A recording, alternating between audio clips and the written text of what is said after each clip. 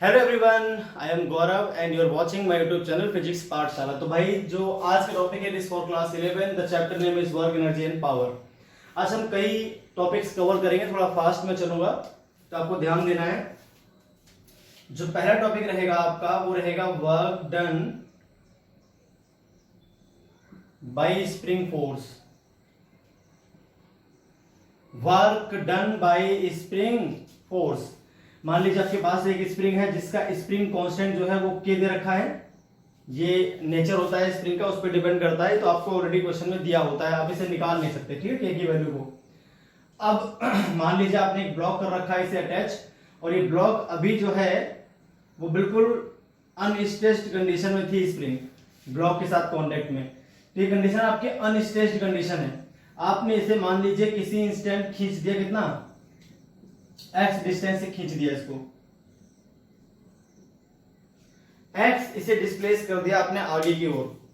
तो जो इस पे फोर्स काम करेगा वो करेगा अपोजिट डायरेक्शन में, जिसको हम बोलेंगे kx। इसमें माइनस लगता है बुक्स में, तो माइनस केवल ये बताना चाहता है कि जो डिस्प्लेसमेंट है उसकी अपोजिट डायरेक्शन में फोर्स काम कर रहा है। तो आप अगर इसे इधर खींचोगे तो फोर्स उल्टा काम करेगा। क्लियर होगी बात। अब अगर मैं इसे इस कंडीशन से थोड़ा सा और मूव करूं, बिल्कुल स्लाइटली मूव करा, थोड़ा सा और, है ना। मान लीजिए आपने क्या करा, इसको थोड़ा सा और मूव करवा दिया। अब देखिए प्रॉब्लम क्या है, मैं सीधे वर्क नहीं निकाल सकता यहां पर, क्योंकि ये dx है। बहुत स्मॉल डिस्प्लेसमेंट आपने मूव करवाया, बहुत स्मॉल डिस्प्लेसमेंट मूव करवाया आपने। कितना? dx। कहां से? x से।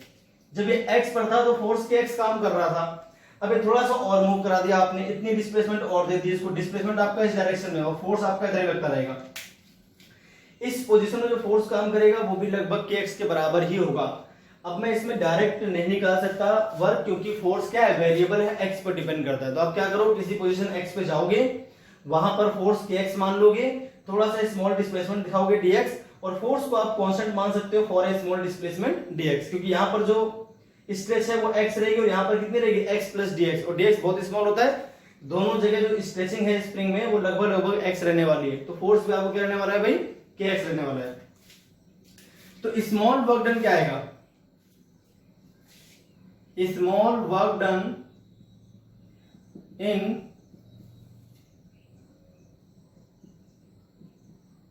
Stretching spring by dx from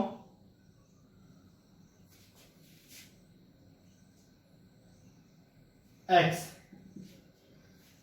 तो जब इसमें x थी पहले से स्ट्रेचिंग, उसके बाद आपने dx किया, फर्दर dx किया है, ठीक है।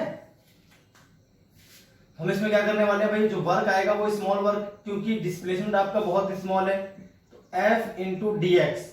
अब जो फोर्स था वो आपका इस डायरेक्शन में काम कर रहा था और डिस्प्लेसमेंट आपका अपोजिट डायरेक्शन में है। ये dx हो गया और ये हो गया फोर्स, इनके बीच जो एंगल बनेगा वो हो जाएगा 180 डिग्री। तो यहां पर cos 180 लगाना पड़ेगा, f into s into cos theta होता है फॉर्मूला। तो ये आ जाएगा आपके पास minus f into d x. F की वैल्यू हो जाएगी k इंटू एक्स।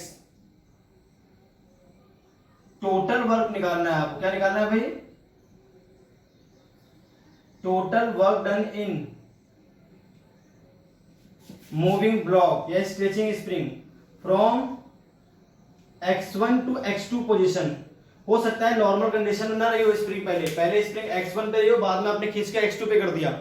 अपनी नॉर्मल पोजीशन से पहले स्प्रिंग खींची हुई है x1 और इसके बाद थोड़ा सा और बढ़ाकर आपने उसको x2 कर दिया है। तो फ्रॉम स्टार्टिंग है ये x1 x2, ये आपको ध्यान रखना है। और अगर इस अनस्ट्रेच्ड कंडीशन से बोलेगा तो x1 की वैल्यू आपको 0 पुट कर देनी है, समझ गए भाई। यानी पहले क्या थी, स्प्रिंग नॉर्मल थी, तो x1 की वैल्यू 0 आ जाएगी। हो सकता है स्प्रिंग पहले से खींची रही हो और आपने इसे और खींचा हो, तो कितना वर्क करना पड़ेगा वो निकाल रहा हूं मैं। तो ये वर्क का फॉर्मूला यहां पर आ जाएगा आपके पास, इंटीग्रेशन x1 से x2 minus kx dx। Minus को बाहर निकाल देंगे, क्या आ जाएगा, एक्स स्क्वायर बाई 2, इसका इंटीग्रेशन हो जाएगा, लिमिट लग जाएगी x1 से x2। तो फॉर्मूला हो जाएगा k minus k into x2 square minus x1 square. Spring force द्वारा जो वर्क होगा वो हमेशा नेगेटिव आएगा, स्प्रिंग फोर्स का जो वर्क आएगा वो हमेशा नेगेटिव आएगा, क्योंकि स्प्रिंग फोर्स हमेशा अपोजिट डायरेक्शन में करता है डिस्प्लेसमेंट के काम, जो उसकी डायरेक्शन होती है वो direction of spring force is always direction of opposite the direction of displacement. तो आपका वर्क हमेशा नेगेटिव आएगा अगर आप स्प्रिंग फोर्स से वर्क करते हो तो। ये फॉर्मूला हो गया है ना। तो x1 स्प्रिंग पहले से खींची हुई थी, अगर मैं इसका फिगर बना के दिखाऊं तो इस तरह से कुछ फिगर होगा इसका। आपने थोड़ा सा और खींच के इसको x2 कर दिया, कहां से, स्टार्टिंग से। तो from starting it is x2 और from starting it is x1।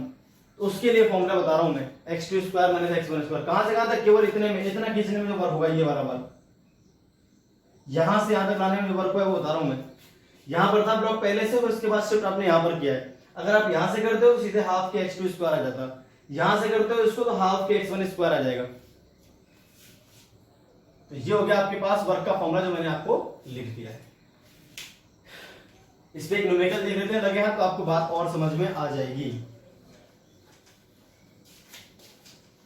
ठीक है भाई। अच्छा, दोनों जो x2 x1 है वो कहां से, अनस्ट्रेस्ड कंडीशन से है डिस्प्लेसमेंट। जो x2 x1 है वो कहां से है भाई, अनस्ट्रेस्ड कंडीशन से है, x2 भी और x1 भी। ठीक है। तो work done from x1 to x2 बोलते हैं इसको, x1 से x2 तक मूव कराने में कितना वर्क हुआ है, तो ये फॉर्मूला रहेगा आपके पास। क्वेश्चन देखो आप लगे हाथ। मान लीजिए आपके पास एक ब्लॉक था जो अपनी अनस्ट्रेस्ड कंडीशन से 5 सेंटीमीटर खींचा जा चुका है पहले से ही।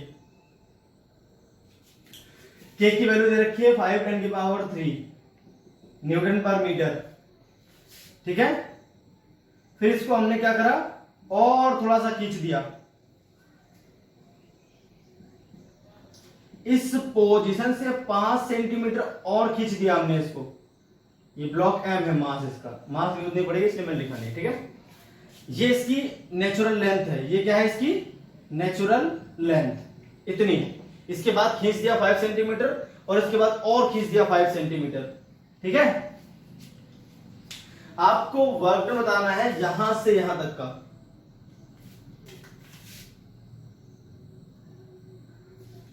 ये थी इनिशियल पोजीशन और ये थी आपकी फाइनल पोजीशन। इसको मान लेते हैं x1, इसको मान लेते हैं भैया x2। तो x1 से लेकर x2 आपको वर्क निकालना है। क्वेश्चन समझ गया आप।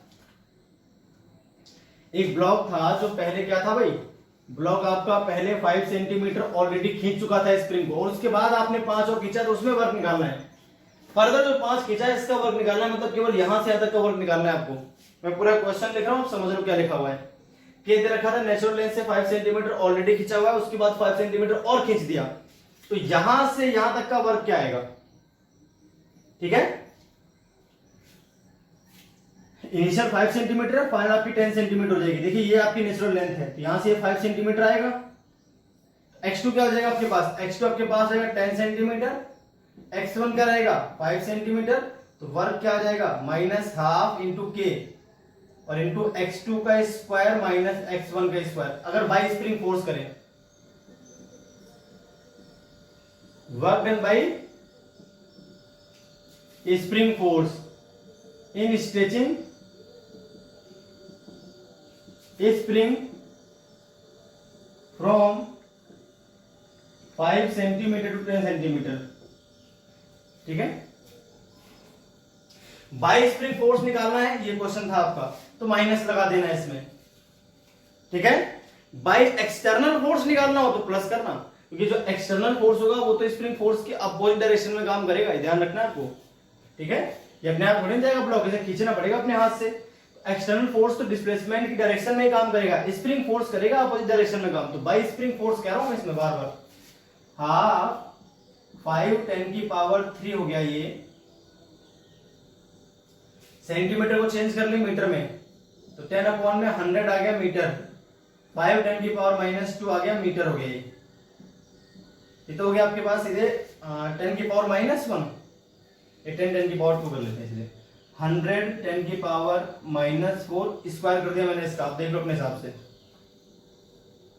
अरे 10 10 की पावर -2 मीटर हो जाएगा ये। अब इनका स्क्वायर करने के बाद मैं कॉमन लूंगा, -25 × 10 की पावर -4 यहाँ पे स्क्वायर लिखा हुआ है ना, स्क्वायर लगा देना। तो -1/2 5 10⁻³ दोनों में से 10⁻⁻4 कॉमन ले लूंगा, अंदर बचेगा 75। कैलकुलेशन आप अपने आप देख लेना, छोटी मोटी मिस्टेक हो जाए सही कर लेना। ये हो गया आपके पास कितना, 10⁻⁻1 बचेगा, डिवाइड में आ जाएगा 10 हो जाएगा। तो ये हो गया आपके पास कुल मिला के -5 × 75/20। तो अगर मैं इसको करता हूँ किससे, 5 से, तो -5 × 15 और अपॉन में आ जाएगा 4, तो -75/4 जूल आ गया। सॉल्व कर लेना, अपना आंसर आ जाएगा। ठीक है भाई, तो इस तरह से आपको ये सॉल्व करना था क्वेश्चन। ऐसे आपको स्प्रिंग वाले क्वेश्चन सॉल्व करने हैं।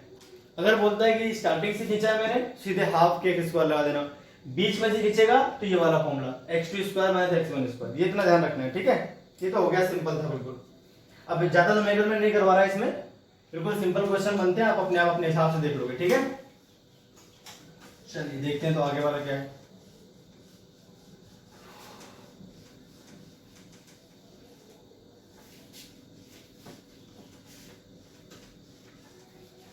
अब हम बात कर लेते हैं किसकी, work done by pseudo force.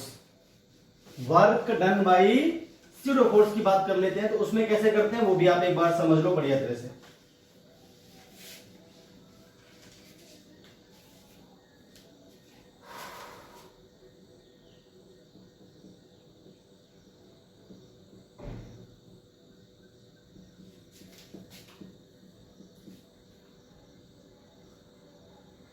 Work done by pseudo force, इसमें कैसे करते हैं ये भी देखो। अब इसमें क्या है, मान लीजिए आपके पास कोई व्हीकल है और उसके ऊपर एक और बॉडी रखी है। मान लीजिए आप इस क्वेश्चन में देख लेते हैं, आपको भी फटाफट समझ में आ जाएगा। ठीक है, ये एक ब्लॉक है जो जमीन पर एक्सेलरेट कर रहा है a0 से। इसके ऊपर यहां पर एक टॉप पर इसके ब्लॉक रखा हुआ था जिसका मास दे रखा है स्मॉल m। ये एंगल आपको थीटा दे रखा है, ये हाइट आपको दे रखी है h। ये क्वेश्चन है आपके पास। अब इसमें क्या है, find work done by pseudo force in moving small block जिसका मास m है, फ्रॉम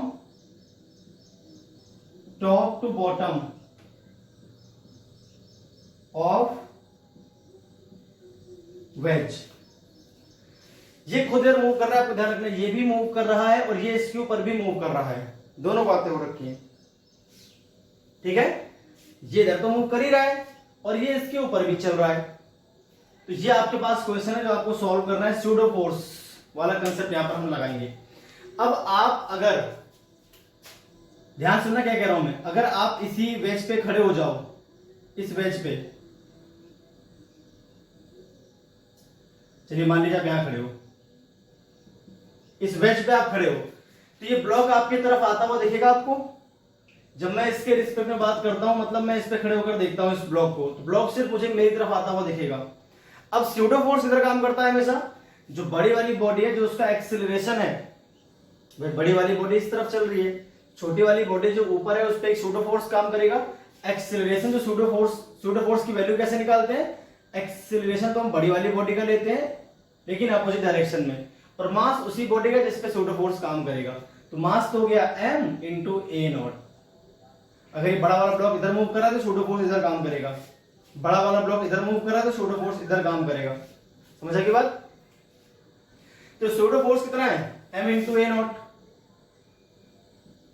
तो स्यूडो फोर्स की वैल्यू तो मालूम चल गई, m × a0।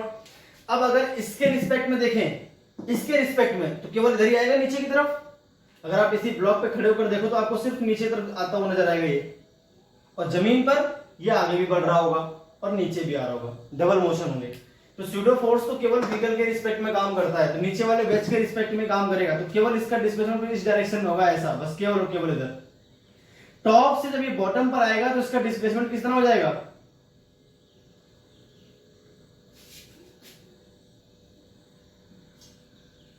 अगर ये h है, ये आपके पास h है जो कि परपेंडिकुलर है, ये आपका हाइपोटेनस है, तो परपेंडिकुलर अपॉन में हाइपोटेनस किसके बराबर होगा, साइन थीटा के बराबर। तो यहां से अगर हम हाइपोटेनस निकालेंगे तो h अपॉन साइन थीटा आ जाएगा। डिस्प्लेसमेंट कितना आ जाएगा, h अपॉन में साइन थीटा। अब आप ध्यान से देखो, पूरी बात समझो। ये ब्लॉक, इस पे जो फोर्स काम कर रहा है जिसकी हमें निकालनी है वर्क डन, वो एम ए नॉट है, जिसको हम स्यूडो फोर्स बोल रहे हैं। इसका डिस्प्लेसमेंट उस केस में केवल इधर होगा। जब आप स्यूडो फोर्स की बात करोगे तो उसका डिस्प्लेसमेंट केवल और केवल इस तरफ होगा, और किसी डायरेक्शन में डिस्प्लेसमेंट आपको नहीं लेना, ध्यान रखना, ठीक है। ये एंगल हो गया थीटा, कितना हो गया, थीटा। अब यहां पर देखते हैं तो एंगल क्या बनेगा, थीटा।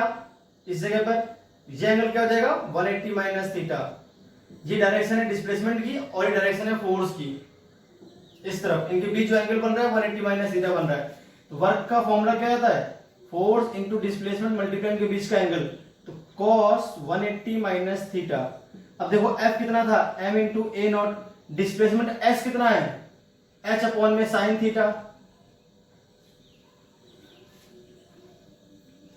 h अपॉन में साइन थीटा। क्लियर हो गई भाई बात। मल्टीप्लाई देखो, और cos 180 माइनस थीटा s की वैल्यू थी, cos 180 माइनस थीटा होता है माइनस cos थीटा के इक्वल। तो इसका आंसर क्या देगा भाई, minus m into A not into H, cos upon sine क्या हो जाएगा भैया, cot थीटा। ये आ गया आपका वर्क डन, ठीक है। अब इसी क्वेश्चन में अगर इसके टर्म से मान लीजिए आपको ये x दिया होता है, ये h न दिया होता, तब कैसे करते, सेम क्वेश्चन है।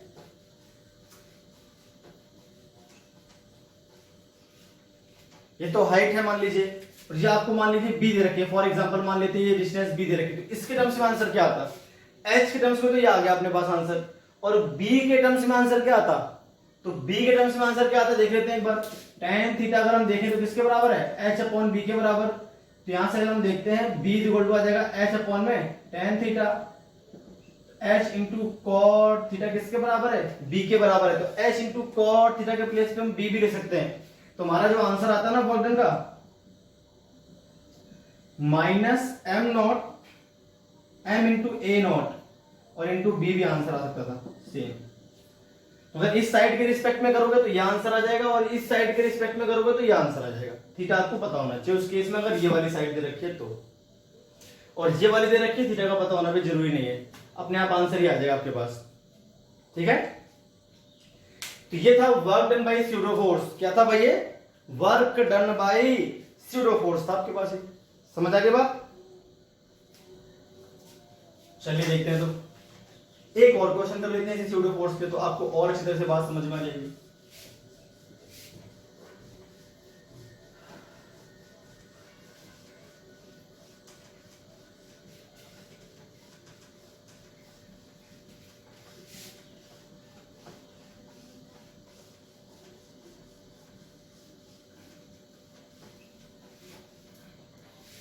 अगला क्वेश्चन देखो आप, इसी पे स्यूडो फोर्स पे मान लीजिए आपके पास एक बड़ा सा ब्लॉक है, ये वाला, ठीक है। इस पे ब्लॉक यहां रखा हुआ था, इसका एक्सीलरेशन a2 है और इसका a1 है ग्राउंड के रिस्पेक्ट में। a2 और a1 क्या है, ग्राउंड के रिस्पेक्ट में एक्सीलरेशन क्रमशः इसके और इसके, ठीक है। इसका मास दे रखा है मान लीजिए आपको m। a2 यहां पर जो है वो बड़ा है किससे, a1 से। a2 क्या है भाई, a1 से बड़ा है। क्लियर हो गई बात। आपको निकालना है work done by pseudo force, और इसकी जो लेंथ है वो क्वेश्चन में दे रखी है l आपको। नीचे वाली ब्लॉक की लेंथ क्या दे रखी है, l। तो वर्क डन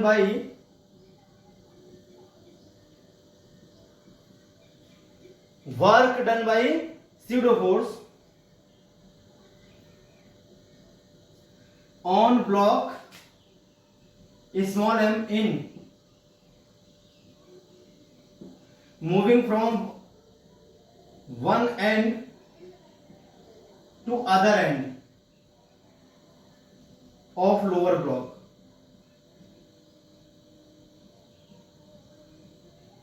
ये क्वेश्चन हो गया आपका, समझ गए। इसको यहां से यहां तक लाने में कितना वर्क होगा स्यूडो फोर्स के द्वारा।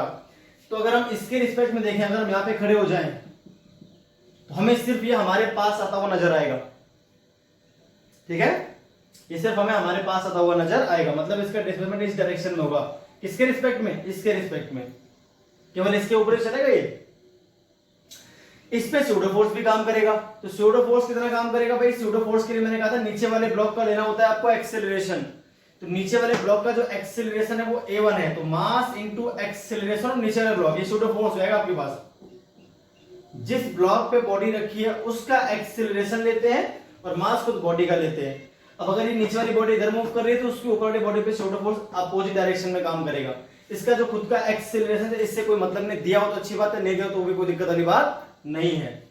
अब आप ध्यान से देखो, इसको डाल, जरूरत ही नहीं है इसकी।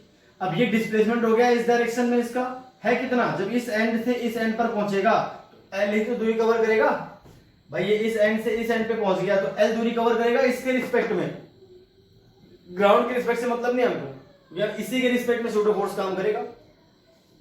तो वर्क कितना आ जाएगा भाई?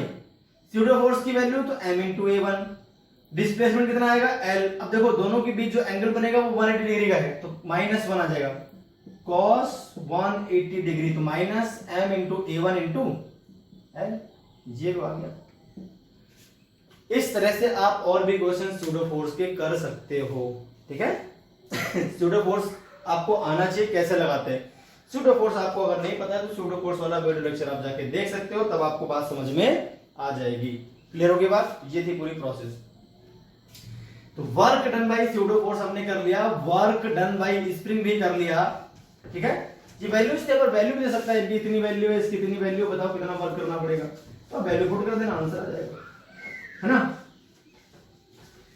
तो वर्क डन बाय ग्रेविटी हम पहले से जानते हैं, mgs होता है, वो तो हम कर ही लेंगे, है ना। Work done by pseudo force चल गया, वर्क डन बाय स्प्रिंग चल गया। अब हम बात कर लेंगे वर्क एनर्जी थ्योरम की, ठीक है।